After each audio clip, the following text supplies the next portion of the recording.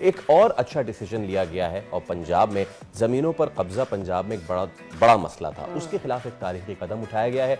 पंजाब हुकूमत ने Punjab Protection of Ownership of Immovable Property Ordinance 2025 की मंजूरी दे दी है। और अब कब्जा केसेस बरसों नहीं चलेंगे बल्कि सिर्फ 90 डेज में निपटा दिए जाएंगे। वज़ीर पंजाब मरीम नवाज का ये कहना है कि यह कानून अवाम की मिल्कियत के तहफ़्फ़ुज़ के लिए है, कब्जा माफिया के खिलाफ एक फैसलाकुन कार्रवाई के लिए इसको एक माइलस्टोन समझा जा रहा है। और इस नए कानून के तहत अब जो डिस्प्यूट रेजोल्यूशन है उस कमेटी के जरिए 90 दिन के अंदर अंदर फैसला सामने आ जाएगा। अच्छा, इस सब पे हम बात कर लेते हैं। हमारे साथ इसमें जो कानूनी मामलात हैं कैसे ये होगा और पहले क्यों नहीं हो रहा था, माहिर कानून बैरिस्टर वकास अब्रेज़ खान मौजूद हैं। अस्सलाम वालेकुम Waqas, and thank you so much for your time.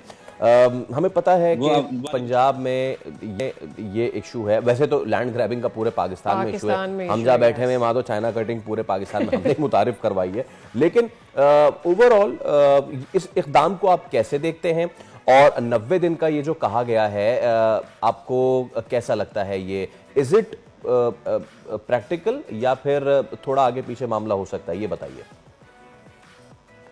देखिए, first of all, I must appreciate these kind of legislation in Punjab, and I must say this is an extraordinary piece of legislation on the part of Punjab government. क्योंकि हमने इससे पहले भी बहुत सारी legislation Punjab की हद तक देखी जो कि बहुत काबिल सताइश जो लेजिस्लेशन थी, and this is one of that kind of legislation कि जिससे आवाम को बहुत ज़्यादा फायदा होगा, खास तौर पे उन लोगों को, उन खवातीन को, उन बच्चों को जो बच्चे यतीम हैं और वो खवातीन जो कि बेवा हैं। क्यों उनको बेनिफिट करेगी ये सारी चीज़ें कि हमारी सोसाइटी में जो बासर लोग हैं वो उनकी प्रॉपर्टीज पे कब्जा कर लेते थे और हमारा जो लीगल प्रोसेस है वो बहुत लीथल है, और उसके अंदर एक इंसान जब सिविल कोर्ट का दरवाजा खटखटाता था तो उसे कई साल लग जाते थे इंसाफ लेने के लिए, फिर वकला की फीसिस, फिर कचहरियों के चक्कर, फिर कोर्ट्स के चक्कर, और वो इंसाफ लेने के लिए उससे 5, 7, 10 साल तक, और कई कई दफ़ा हम देखते थे कि 10 साल से भी ज़्यादा लग जाता था। लेकिन लोगों की जो ऑनरशिप का जो मामला था, उनके टाइटल का मामला था, पोजेशन के मामला थे, वो जू के तू रहते थे। तो ये पंजाब हुकूमत की तरफ से जो एक्स्ट्राऑर्डिनरी इकदाम लिया गया है, इसके बाद जो जिले की सतह के ऊपर डिप्टी कमिश्नर जो डिस्ट्रिक्ट पुलिस ऑफिसर है, इनकी सरबराही में 6 रुकनी कमेटी ये फैसला करेगी अगर कोई भी शख्स जो है वो एप्लीकेशन फाइल करता है सेक्शन 7 के तहत कि मेरी प्रॉपर्टी पे किसी भी बात से शख्स नहीं है, कब्जा माफिया नहीं है, किसी गिरोह ने कब्जा कर लिया है, तब with in the span of 90 days, 90 दिन के अंदर, 2 साल के अंदर नहीं, 10 साल के अंदर नहीं, 20 साल के अंदर नहीं, बल्कि 90 दिन के अंदर एक शख्स की प्रॉपर्टी की। एब्सोल्युटली। अब्रेज़ साहब, देखिए पाकिस्तान में लॉज मौजूद हैं, लेकिन मसला इन्फ्लुएंस का आ जाता है। कई बार जिन लोगों की जानिब से वो ज़मीनें हथिया ली जाती हैं, चले हम औरतों की भी बात करते हैं, उनका हक उनको नहीं दिया जाता, वो इन्फ्लुएंस नहीं छुड़वा पाते। तो ये 6 रुकनी कमेटी उस इन्फ्लुएंस के लिए क्या करेगी और इसमें दीगर फोर्सेस का कितना इनपुट होगा?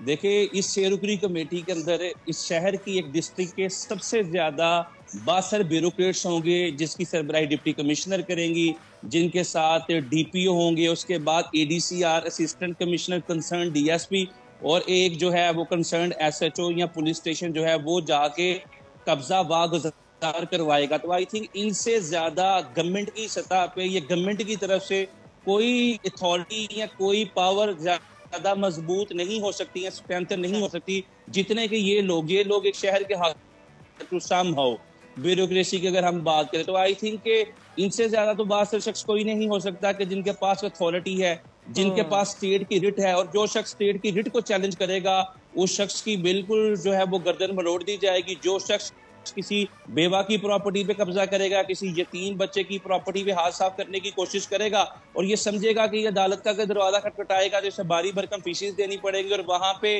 डिले डिफीट कमेटी वाला जो चक्कर है वो फेस करना पड़ेगा। यहाँ पे ये चीजें नहीं है। 90 दिन के अंदर ये कमेटी ने सारी चीजें सर्टेन करनी है, डिटरमाइन करनी है और इंसाफ फराहम करना। और 2 बड़ी इंपॉर्टेंट चीजें कर दी गई। अगर कोई शख्स झूठी कंप्लेन फाइल करता है और इस कमेटी का वक्त जाया करता है तो उस शख्स के गिर्द भी गहरा तंग कर दिया गया, उसे भी 3 साल की सजा दी जाएगी। और जो शख्स किसी की प्रॉपर्टी पे इनलीगल या अनलॉफुल तरीके से या फ्रॉड से, फॉर्जरी से, चीटिंग से कब्जा करता है उसके लिए सेक्शन 4 में 10 साल की सजा रख दी गई, जो कि ये कमेटी फैसला करेगी और इसको असर्टेन करेगी, इसकी कंफर्मेशन करेगी हाई कोर्ट के रिटायर्ड जजेस में वकास, आपने इस पे हमने ना बात कर ली कि एक बैकलॉग होता था और सालों तक वो चीज़ें चलती रहती थी, दिस इज़ वन थिंग, लेकिन इसमें हम जो ब्यूरोक्रेसी है, जो निज़ाम है, पटवारी निज़ाम, उसको भी हम यकसा नज़रअंदाज नहीं कर सकते। सो थिंक कि ये मामला ना सिर्फ जो आईनी बैकलॉग है, अदालती बैकलॉग है, उसको एड्रेस करेगा, एक चीज, दूसरा ये जो ब्यूरोक्रेटिक हर्डल्स हैं उसको एड्रेस करेगा, एंड विद दैट जो ये माफिया है उसको भी एड्रेस करेगा। देखिए, तीनों चीजों को एड्रेस करेगा वो इसलिए कि सबसे पहले ब्यूरोक्रेट्स स्पीडीली एक्सपीडिशियसली इन चीजों को डिसाइड करेंगे और ब्यूरोक्रेट्स के फैसले की कंफर्मेशन कौन करेगा? हाई कोर्ट के रिटायर्ड जजेस पे मबनी स्पेशल ट्रिब्यूनल करेगा। इट मींस के ब्यूरोक्रेसी को शुतर महार की तरह आजादी नहीं दे दी गई, बल्कि उनके ऊपर भी एक चेक रखा गया in the presence and the supervision of the retired जजेस ऑफ द हाई कोर्ट। जो ट्रिब्यूनल बनाया जाएगा तो अल्टीमेटली उनके ऊपर भी एक चेक रख दिया गया।